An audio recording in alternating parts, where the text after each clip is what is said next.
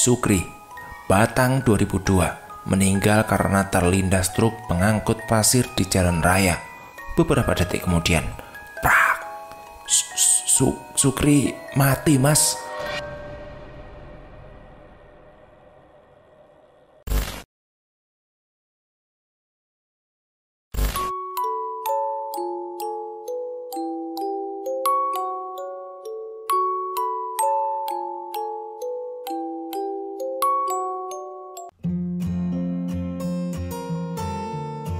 Assalamualaikum warahmatullahi wabarakatuh. Teman-teman, untuk direkam, kita lanjutkan cerita Restui Ratmaja, Catatan Pesugihan. Seperti apa cerita selanjutnya? Mari kita dengarkan bersama-sama.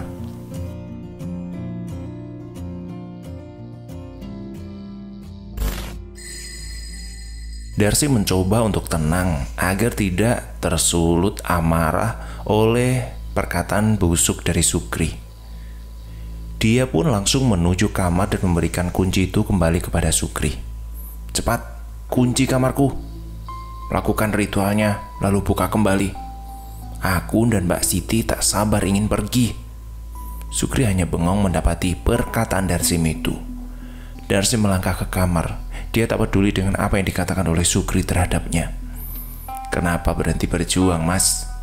Kau takut namamu akan tercatat di buku catatan pesugihan?" tanya Sukri. Darsi memandang wajah Sukri dengan pandangan yang tak biasa. "Di antara aku dan dirimu, Mas, siapakah yang akan mati duluan?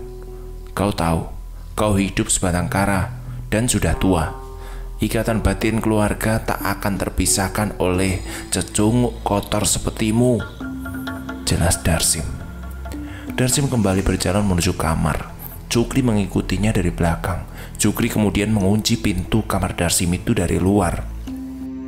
"Ingat ya, Sim, pesugihan ini tidak akan pernah berhenti sebelum orang yang melakukan kontrak pesugihan itu mati ataupun terbunuh," jelas Sukri. Darsim menatap kasur yang empuk dengan tenang. Dia mencoba untuk tidak meladeni apa yang dikatakan oleh Sukri. Sukri kembali menjalankan tugasnya. Dia kemudian menuju ke ruang khusus untuk melakukan ritual pesugihan. Dimulailah ritual pesugihan itu. Sukri mencatat nama orang yang akan dijadikan tumbal. Mbok Imas, Batang, pertengahan bulan 2002, meninggal karena terpeleset dari kamar mandi. Setelah tercatat, Sukri tertawa kegirangan. Dia merasa layak untuk menjadi Tuhan. Keesok harinya, warga geger akan kematian Mbok Imas yang disebut-sebut memiliki hubungan khusus terhadap Ibu Sumira itu. Mbok Imas meninggal karena terpeleset di kamar mandi. Ya, memang wajar karena usianya sudah lanjut. Mungkin tubuhnya tidak merespon lagi. Itu yang didengungkan para warga. Pada saat itu, keluarga Sugeng sudah berkumpul. Darsim dan Sukri datang dan juga membahas mengenai warisan yang dimiliki oleh Ibu Sumira. "Rumah ini jatuh kepada Siti. Itu wasiat dari Ibu. Apa kalian setuju?" tanya Sugeng kepada yang lain. Semoga anggota keluarga setuju, namun Siti segera angkat bicara. "Untuk sementara, aku menginginkan rumah ini dihuni oleh Mbak Solekah dan juga Safari saja. Aku dan Darsi mau pulang dulu ke Pekalongan. Mungkin beberapa tahun lagi aku akan kembali ke sini." Semua terdiam. Tepat dengan pembahasan mereka mengenai warisan, mereka mendengar suara lantunan talqim beserta ramaian orang yang mengantarkan jenazah. "Loh, itu siapa, Mas?" tanya Siti. "Mbok Imas, dia meninggal tadi pagi." Lah, Siti terkejut bukan kepalang. Dia langsung menatap wajah seluruh anggota keluarganya. Kenapa kalian berekspresi datar?" tanya Siti. "Semua sudah jelas kok. Tak ada yang diragukan lagi bahwa kematian Mbok Imas karena tulah yang dibuatnya," jelas Sugeng. Berbeda dengan Darsim, dia malah beranjak bangkit dan meninggalkan yang lain. "Sim, mau kemana kamu?" tanya Sugeng. Seorang muslim yang baik, dia akan menghormati orang yang baru saja meninggal, bukan malah membahas warisan. Darsim pergi untuk mengikuti iring-iringan orang meninggal itu. Dia hendak menenangkan diri atas apa yang dikatakan oleh kakaknya itu. keluarga Mbok Imas masih belum terima akan kematian Mbok Imas sendiri. Tampaknya ada hal yang ganjil yang belum diketahuinya. Ibu itu loh tidak memiliki musuh. Kok bisa meninggal seperti ini ya? Apa salah ibu? Tanya anaknya. Darsim merasakan perasaan yang terpendam dalam diri seorang anak. Jiwa kemanusiaan Darsim tidak bisa disamakan dengan yang lain. Bahkan dalam masalah sekecil apapun, Darsim sangat terpukul jika tidak ikut membantu. Darsim lagi-lagi memiliki intuisi dan perasaan yang tepat dan mengena di setiap orang yang baru saja ditemuinya. Ketika jasad Mbok Imas mulai dimakamkan, Darsim meneteskan air mata. Lantunan kalimat talqin memenuhi pemakaman Mbok Imas. Lagi-lagi langit menghitam. Berbeda dengan kematian Ibu Sumirah, langit ikut menumpahkan air mata dengan sedih. Mbok Imas ditangisi oleh alam. Kematiannya yang tidak wajar membuat alam bersedih dan ikut merasakan kepedihan sampai-sampai menurunkan air matanya untuk meneduhkan kuburan di sekitar yang sudah kering itu. Akhirnya Darsim pun kembali ke rumah, tepat di rumah Ibu Sumirah dengan tubuh yang basah kuyup. Awalnya dia sangat menyukai kesuksesan kakak yang begitu pesat. Namun setelah tahu bahwa kakaknya melakukan pesugihan, Darsim berhenti memuji-muji kakaknya. Di rumah Bu Sumirah, Sugeng dan Sukri ternyata sedang terduduk di depan rumah. Siti dan Suleka dan Safari pergi ke kamarnya masing-masing. Darsim tahu rencana kita, Mas, jelas Sukri. Apa saja yang dia tahu? Tanya Sugeng. Buku catatan pesugihan, Mas. Dia mengetahui semua tentang buku itu. Sugeng heran. Dari mana dia mengetahui hal itu semua? Apa ada orang lain yang mengetahui tentang buku itu? Sukri terdiam beberapa saat. Mas, apa Mas punya dendam terhadap para pekerja atau ada salah atau apa gitu? Tidak mungkin kalau pekerja. Jika memang ada, pasti dia sudah kucatat namanya. Lalu apakah ada pelanggan yang mengetahui tentang keberadaan pesugihan ini? Pelanggan? Iya, Mas, pelanggan.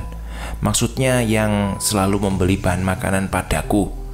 Biasanya orang yang mengetahui itu adalah orang yang pernah atau hampir menjadi korban dari pesugihan itu, jelas Sukri. Sugeng mengingat-ingat nama-nama korbannya. Apa aku pernah membunuh pelangganku dulu ya? Darsim dengan tiba-tiba memasuki rumah. Hal itu membuat Sugeng dan Sukri terkejut. Jangan-jangan Darsim mendengarkan pembahasannya. Habis kemana? Tanya Sugeng dengan gagap. Habis menghadiri pemakaman Mbok Imas. Kasihan dia, sudah tua, meninggalkan anak, tapi tetap saja ada orang gila yang mau membunuhnya dengan kejam. Ya, jika tidak karena santet, pasti itu pesugihan. Sukri terkejut mendengarnya. Dia menatap wajah Sugeng dengan ketakutan. Sugeng mencoba menenangkan diri. Memang siapa yang bilang seperti itu? Pertanyaan Sugeng itu membuat Darsim menatap Sukri. Jika bukan karena keluarganya yang peduli, mungkin Mbok Imas bukanlah korban selanjutnya. Alasan orang membunuh adalah karena dia takut akan rasa kasih sayang seorang lebih besar dibandingkan rasa kasih sayang pada dirinya. Sugeng hanya tersenyum. Dia tahu apa yang dipikirkan oleh adiknya mengenai kematian yang sesungguhnya. Ya sudah, kapan kamu pulang ke Pekalongan? Hari ini, Mas. Kamu tahu kematian itu tidak memandang bulu. Darsim terdiam. Untuk apa kakaknya menanyakan hal itu? Kematian itu adalah hal yang paling dibenci manusia, namun tidak bisa dihindarinya. Ada kematian yang diinginkan, ada juga kematian yang karena diinginkan. Darsim tidak ingin berdebat terlalu jauh soal ini. Itu akan menambah citra buruknya di hadapan kakaknya. Siapkan semuanya, aku akan mengantarmu dan Siti ke Pekalongan. Akhirnya, Darsim pun langsung menuju ke arah kamar Siti dan membangunkan kakaknya. Mas, apa ini yang kita lakukan? Tanya Sukri pada Sugeng. 12 tahun ke depan, aku akan mencatat namanya dalam buku itu. Dia harus merasakan kematian. Sukri pun merasa tenang bahwa Darsim akan dicatat namanya dalam buku catatan pesugihan itu.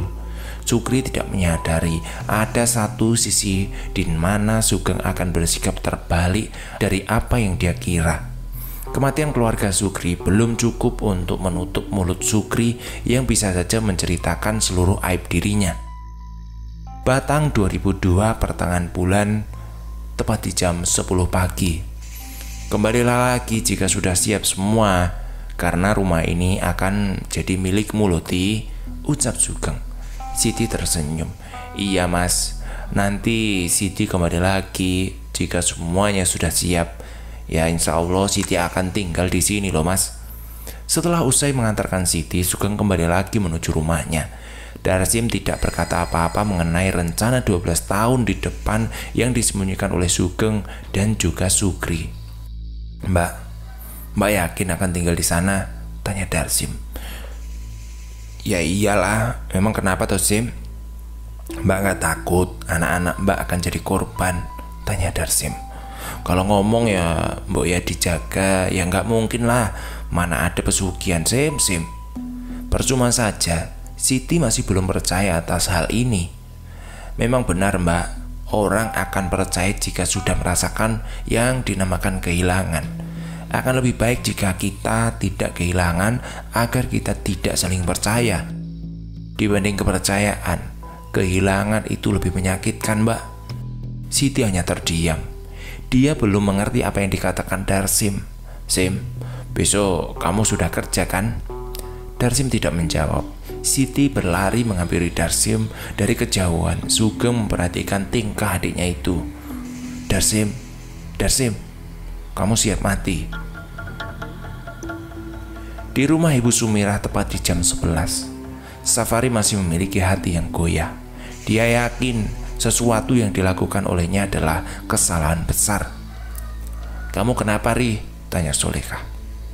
Aku hanya takut jika suatu saat nanti aku belum bisa menjadi manusia seutuhnya Mbak. Lah kenapa? Karena kita telah melanggar agama loh Mbak. Sudahlah. Agama adalah tentang jubah kebesaran dan pengakuan. Orang yang beragama pasti mau diakui dan juga dihormati layaknya orang suci, ya toh? Itu karena berlebihan dalam agama kan Mbak. Agama tidak salah Mbak. Tidak lama kemudian Sugeng mendatangi mereka yang sedang ngobrol. Mas, sudah diantarin Siti sama Darsimnya? Sudah. Malam ini kita lakukan tumbal selanjutnya ya. Tapi mas, baru saja kita lakukan ritual. Memang siapa lagi nih yang mas tumbalkan? Sukri. Safari dan Soleka terkejut. Mereka berdua mundur ke belakang. Kenapa kalian? Ketakutan. Kenapa harus mas Sukri? Dia bisa saja tidak patuh. Aku minta Soleka yang memegang buku. Ya. Soleka tak mengerti apa yang dipikirkan oleh kakaknya itu. Mas, apa ada yang salah dari Sukri? Tanya Soleka. Orang terdekat memang harus ditumbalkan. Pesugihan memang sesulit ini. Safari dan Soleka mengeluarkan banyak keringat dingin. Jika Sukri saja ditumbalkan, bagaimana dengan mereka berdua? Pikirnya. Malam ini kita lakukan ritual ya. Batang 2002 pukul 19. Sugeng menyerahkan urusan ritual di rumah dilakukan oleh Soleka. Sedangkan Sugeng dia lakukan di rumah. Tepat setelah Sukri berberes rumah, Sugeng dengan tiba-tiba mendatangi rumah. Mas, kok cepet banget datangnya? Tanya Sukri. Sugeng tidak datang sendirian. Dia datang bersama Safari dan juga Soleka. Apa-apaan ini mas? Tanya Sukri. Oh, rumah ini mau kita gunakan, jadi kamu telah saya bebas tugaskan. Senyum Sugeng. Seriusan ini mas? Iya, oh ya, ini gaji kamu. Sukri tak percaya ketika dia memberi koper besar berisi banyak uang. Mungkin berjumlah ratusan juta. Wah, ini banyak sekali nih mas. Ini serius buat saya mas. Iyalah, sekarang kamu boleh pulang ya. Sukri pun mengucapkan rasa bersyukur dan senang kepada Sugeng, Safari dan juga Soleka. Iya, terima kasih loh mas, matur nuwun. Terima kasih banyak. Aku ingin pulang, ingin makan enak dan menikah lagi, ucap Sukri. Nikmati hidupmu sebelum kematian menjemputmu ya Kri. Sukri pun mengangguk paham. Dia pun pamit untuk pulang dan tidak menyadari bahwa itu semua hanyalah akal-akalan dari Sugeng. "Ri, ambil bukunya," ucap Sugeng. "Iya mas, iya." Safari pun mengambil buku catatan pesugihan dan menyerahkannya. Sugeng mulai menulis nama seseorang yang akan dijadikan tumbal selanjutnya. Sukri, Batang 2002, meninggal karena terlindas truk pengangkut pasir di jalan raya. Beberapa detik kemudian, prak, tiba-tiba terdengar suara benturan keras. Teriakan dan tangis memenuhi lokasi kejadian. Betapa tidak, orang-orang di sekitarnya mengenali wajah jasad yang baru saja terlindas truk pengangkut pasir itu. Sukri mati mas, teriak warga semua.